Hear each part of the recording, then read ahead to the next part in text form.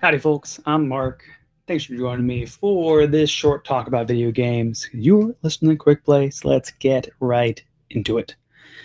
Video games are in a weird spot because it feels like there's both a bazillion games coming out and there are also very few games coming out. And that's really the mainstays of the industry, the big boys, the first parties, the AAA publishers. Those are the ones that have slowed down. Well, the indie scene has exploded. Many people are saying this is not an original thought or really that hot of a take. It's especially as development tools have become more accessible and we see more games, the indie scene has begun making more big budget looking games. And often some of the biggest games of the year are technically indie. Although indie could be put in scare quotes here, that kind of just means any game that's being sold for less than $60. Traditionally, indie would mean self-published, and there's still thousands of those released every year. But most of the indies making waves nowadays are coming from smaller publishers, at least. These are the publishers being the ones who help fund the game. They help market it. They help get it out there. They'd like you would publish a book. A lot of times, these publishers are smaller or bigger or smaller companies within larger companies, like some big corporate Russian nesting doll. Nevertheless, these smaller games from smaller companies are making bigger and bigger impacts on the industry. And you're seeing different tiers of indies now, similar to how you hear of AAA games. Triple I has become the nomenclature for the bigger deal indie games. And in the past few years, a bunch of studios have come together as the Triple I Initiative. Mostly to put on the Triple I Initiative Showcase in each April. Been going for 3 years now, and they just did one last week, April 9th. What struck me the most while watching this is that one, like indie titles have really come a long way. That's a little bit dumb to say, but some of these look pretty big budget. There's the same variety here that you expect from any gaming showcase, and some of these are really nice looking. Like Spacecraft was one I saw that is a kind of a No Man's Sky knockoff that really looks just as good as No Man's Sky. There's also plenty of other pixel art games or lo-fi games that you wouldn't see from AAA studios, so there's still plenty of shine given to those. But another thing that struck me as I really researched kind of into these games too is that Triple I as a label is a pretty big tent. Some games have publishers that have poured in tens of millions of dollars and also have thousands of employees. Some games get picked up by a pretty small publisher of a couple people. Some games are also just self-published, and the developer is one person. It's just one person all the way through. Indie means a lot of different things here. The Triple I Initiative is also, the showcase itself is also an interesting response to digital showcases as of late. You see a lot in this showcase. Words up on the screen saying no ads, no hosts, just games, which feels like a shot at Jeff Keighley himself. But the digital showcase was already an evolution. The digital showcase as a form was an evolution of your classic E3 presentations. A kind of we can just do it ourselves mentality from publishers. This was Nintendo Direct started because Nintendo said we can just communicate directly to the fans. We don't have to go through the ESA.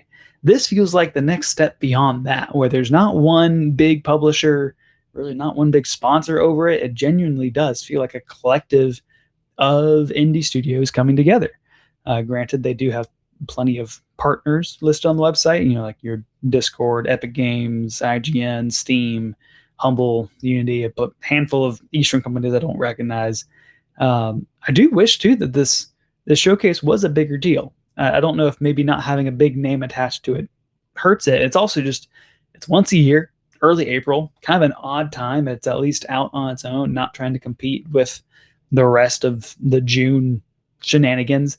But another big thing about this showcase, these are largely games coming out this year, or even in the next couple months. I do appreciate the Wholesome Games Showcase for having an approach similar to this, where it's we're just going to show you game after game and not really interrupt much. It's pretty limited to a certain kind of game, and this one is much more all over the map. There's plenty of not wholesome stuff here. Although granted, if you look at all the genres in the pie chart, the biggest pieces of that pie chart are probably French slot and kind of your systems and resource management games. One last thing that hit me as we talk about this before we get into some more highlights from the showcase, discoverability will constantly be a challenge for indie games. After watching the showcase, I got an Instagram ad for Pizzapocalypse 2. It's a 3D platformer that looks just kind of a few steps down from Mario Odyssey. This would have fit right in with this showcase. And how many other indies like this are out there where I only saw this because someone paid for an ad spot? Like, what about all those that can't spend money on marketing? It's kind of stressful to think about as someone who's interested in this, but it's also how much more stressful is it for the people actually making the games? I was thinking about our guest and game developer, Jordan Lightheart, who had to indefinitely pause making his next game because he couldn't spend more money on it and he couldn't get funding. So he was kind of stuck. But meanwhile, some games out there just get randomly blessed by the algorithm. I do come from this mentality of like, oh, sure, the video game industry is in a rocky place, but look at all these amazing indies filling the gap. And yet the indie scene is probably way less stable than the rest of it too. It's just like the wild west out there. With all that in mind, let's take a look at some of the highlights from the showcase, and I'll go through some bigger names and then some of my own picks that I got my eye on as well. All of these AAA indies come in a lot of different forms of being AAA, a lot of different funding models here, but first, some of the bigger announcements. Our show ender was Don't Starve Elsewhere. It's a sequel to Don't Starve, and it's a co-op survival game developed and published by Clay Interactive, a subsidiary of Tencent. There's also a new trailer for Castlevania Belmont's Curse, a more return-to-form 2D Castlevania game from Evil Empire, developer of Dead Cells, though in this trailer are much more careful to make clear this was not a roguelite. When this was first announced, knowing that it came from the Dead Cells developer, there was a lot of questions around, is this roguelite or not? This is a traditional Castlevania Metroidvania game. It's also another French set game, as that country begins a bit of an outsized role in video games. Keep an eye on them.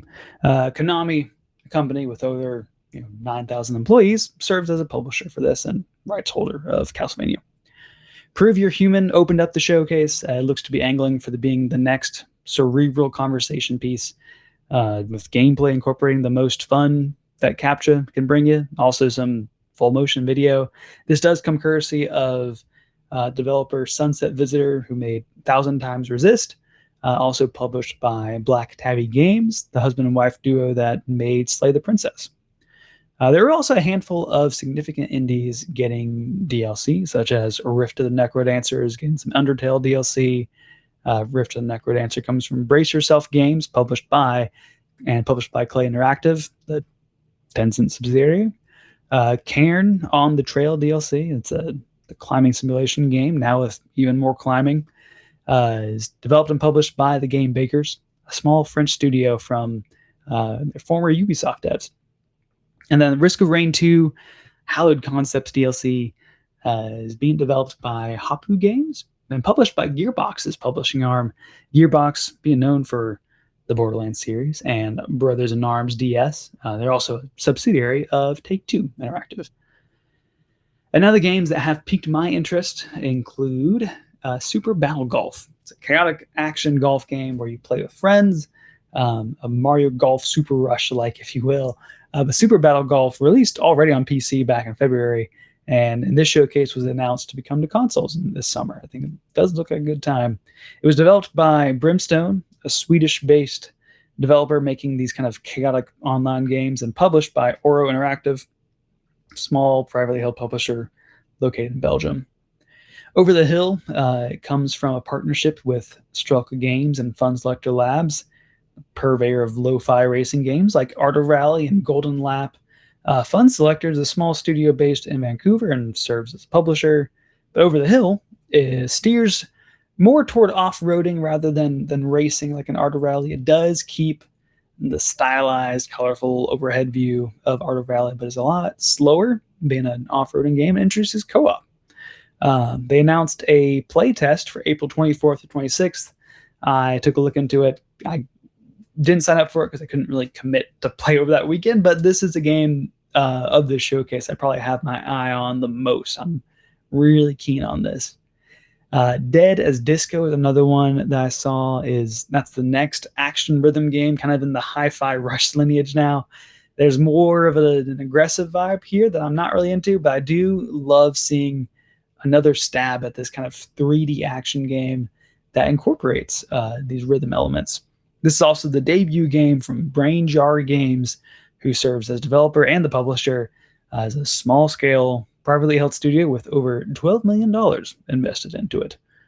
And finally, Sledding Game. It's a friend slop game for goofing around a ski resort as a cartoon frog. It looks charming. It looks simple.